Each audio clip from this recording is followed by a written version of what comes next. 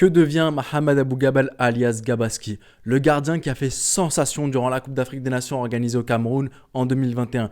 Ce gardien qui remplace Mohamed Echnaoui en deuxième période contre la Côte d'Ivoire, où il arrête une frappe en pleine lucarne de Sangaré, ensuite le tir au but d'Eric Bailly, ensuite contre le Maroc, il lâche une parade sur la transversale où il se blesse et cède sa place à Mohamed Soubhi avant de revenir en demi-finale contre le Cameroun où il fait un match sensationnel en arrêtant 2 tirs au but lors de la séance de tirs au but et ensuite en finale contre le Sénégal, il arrête le pénalty de Sadio Mané en début de match, puis le pénalty de Bounassar lors de la séance de tir au but avant malheureusement de s'incliner face au Lion de la Teranga.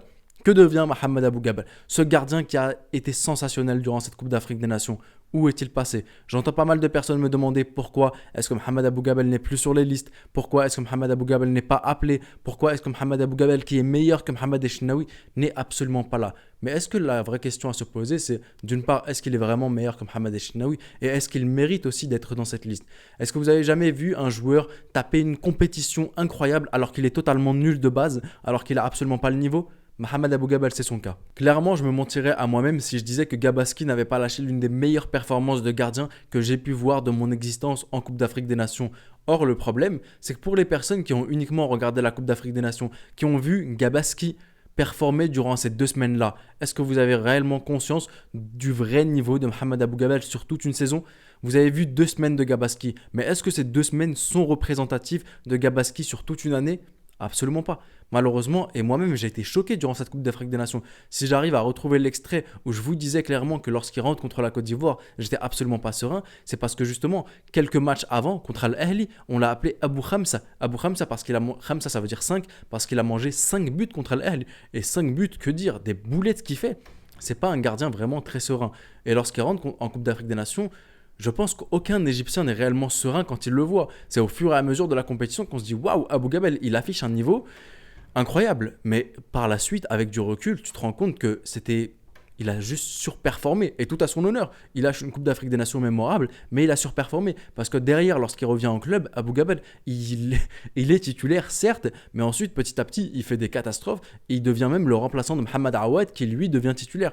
Donc Abou Gabel, ensuite, on l'appelle pour les qualifications à la Coupe du Monde. C'est Chenaoui qui est titulaire, car oui, clairement, Chenaoui est meilleur que Mohamed Abou Gabel 10 000 fois, et je pense pas qu'il y ait de débat là-dessus, et on va même le voir sur cette saison, que c'est incomparable. Mohamed Abou Gabel avec son club actuel d'Al Bank El Ahli qui est relégable, parce que oui, il joue actuellement à Al Bank El Ahli, la saison dernière il jouait avec Zamalek, mais Zamalek n'a pas voulu le prolonger, parce que d'une part il demande un salaire trop élevé, et d'autre part le mec il a pas du tout le niveau d'un club du standing de Zamalek, donc il n'a pas été prolongé. Aujourd'hui il est avec Al Bank El Ahli, les statistiques sont 17 matchs, 22 buts encaissés, ça veut dire plus d'un but par match, et seulement 3 clean sheets. Alors que de l'autre côté, on a Mohamed Echnaoui, c'est 17 matchs joués, là je parle en championnat, 17 matchs joués, 7 buts encaissés seulement et 11 clean sheets. Il n'y a clairement pas débat, il n'y a clairement pas comparaison entre les deux. Alors oui, la statistique, elle peut être complètement biaisée parce que les clean sheets d'un gardien, moi-même, je ne crois pas que ça dépend uniquement du gardien, ça dépend aussi de sa défense. Il y a un lien entre la défense et aussi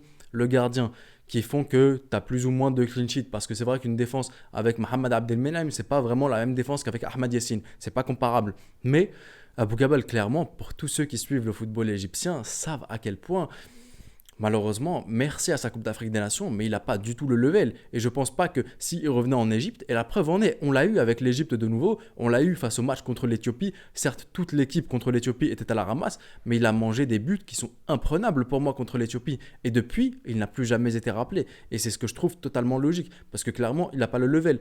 Et d'autant plus qu'il a aujourd'hui 34 ans. Il a quand même un âge assez avancé. Et vu qu'il n'a pas le niveau, pour moi, un gardien, ça peut durer jusqu'à 41 ans, il n'y a pas de souci. Assam Al-Hadri est resté jusqu'à 45 ans, mais c'est parce qu'il avait le level. Aujourd'hui, Abou Gabel, pour moi, même à 34 ans, il n'a pas le level et je ne m'attends pas à ce qu'il fasse quelque chose de plus. Tout ça pour montrer que Mohamed Abou Gabel, déjà d'une part, n'est pas meilleur que Mohamed Echnaoui, parce que pour ceux qui veulent voir aussi une compétition référence de Mohamed Echnaoui ou des matchs référence durant une Coupe d'Afrique des Nations, je vous invite à aller voir sa Coupe d'Afrique des Nations 2019 où il a été incroyable et aussi sa première partie de Coupe d'Afrique des Nations, enfin sa partie de Coupe d'Afrique des Nations 2021 contre le Nigeria. Si on n'a pas Mohamed Echnaoui, je pense que le match se termine sur un 5-0 pour le Nigeria. Contre le Soudan, il a été incroyable. Contre la Guinée-Bissau, il a été incroyable. Sa première partie de match avant qu'il sorte contre la Côte d'Ivoire, il est aussi incroyable. Des arrêts super décisifs. Donc Mohamed Echnaoui, ça reste le gardien numéro 1. Et même sur une saison en général, Eshnaoui est largement devant Abou Gabal et sur les 5-6 dernières années, Eshnaoui reste aussi devant lui. La preuve en est que le gardien numéro 1, celui qui était au cage, le numéro 1, c'était Mohamed Eshnaoui et pas Abou Gabal. Parce que le mec, il est sensationnel. Et le mec, même en sélection nationale, il se rate pas. Il est incroyable dès lors qu'il porte ce maillot. Abou Gabal aussi a été incroyable sur une compétition lorsqu'il l'a porté, mais malheureusement, c'est pas son réel niveau. Il y a énormément de joueurs comme ça. J'en ai pas qui me viennent à l'esprit, mais des joueurs qui ont surperformé durant une compétition et qui malheureusement après, on les a plus jamais revus. Des joueurs de sélection nationale, on en connaît énormément. Des joueurs qui brillent uniquement en sélection nationale, mais des joueurs qui brillent uniquement pendant un petit laps de temps en sélection nationale et qui n'ont plus jamais eu ce niveau, on en connaît aussi.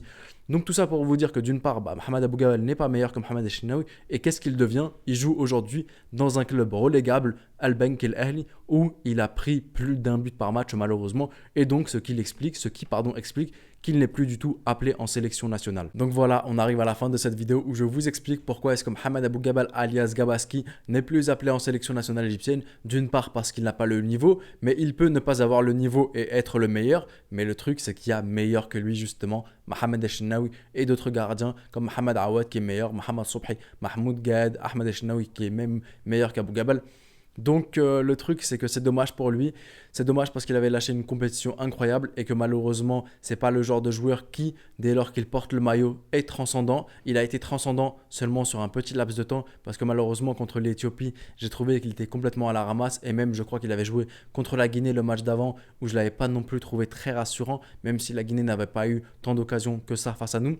En tout cas, Mohamed Abou Gabal, il n'avait même pour moi pas le mindset nécessaire pour être le gardien de l'équipe. Quand tu arrives en finale de Coupe d'Afrique des Nations, que tu la perds et qu'ensuite tu fais le tour des plateaux télévisés où tu te comportes comme si tu étais un gagnant, pour moi, c'est pas ça le mindset d'un gagnant. En plus, vous les voyez derrière vous, les maillots, il y a 7 étoiles sur les maillots. On n'est pas une petite nation africaine, on n'est pas une nation qui se contente d'une finale, on est une nation, dès lors qu'on rentre dans la compétition, avec même la pire des générations possibles, on est là pour gagner. Et malheureusement, de ce que j'ai vu après la Coupe d'Afrique des Nations, il a montré qu'il était suffisant d'une finale de Coupe d'Afrique des Nations sous prétexte qu'il y avait plus favoris que nous. Donc c'est dommage. En tout cas, voilà, vous avez toutes vos réponses. Vous avez le comment du pourquoi. Est-ce qu'Abou Gabal n'est plus appelé en sélection nationale? J'espère que la vidéo vous aura plu, qu'elle vous aura appris de nouvelles choses concernant ce gardien qu'on a vu durant 2 semaines exceller, mais qui en réalité n'était pas si excellent que ça. Donc, dites-moi vous ce que vous en pensez dans l'espace commentaire. Vous pouvez avoir un avis totalement différent du mien. Est-ce que vous pensez qu'il mérite de revenir en sélection nationale égyptienne? Je me ferai un plaisir de tous vous lire. C'était le petit pharaon. Prenez soin de vous et de vos proches et je vous dis... Arrivederci.